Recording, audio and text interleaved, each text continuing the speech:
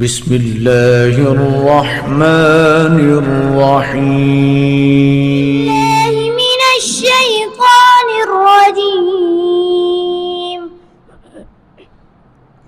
بسم الله الرحمن الرحيم.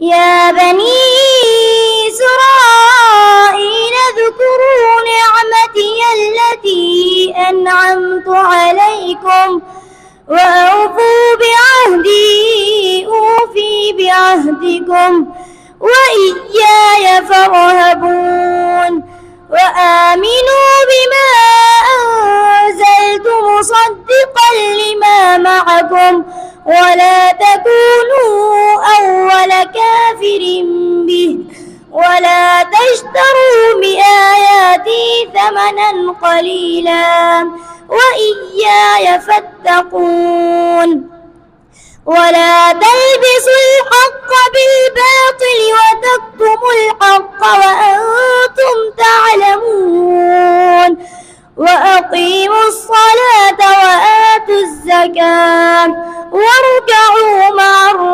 الراكعين أتأمرون الناس بالبر وتنسون أنفسكم وأنتم تتلون الكتاب أفلا تعقلون واستعينوا بالصبر والصلاة وإنها لكبيرة إلا على الخاشعين الذين يظنون أنهم ملاقو ربهم وأنهم إليه راجعون.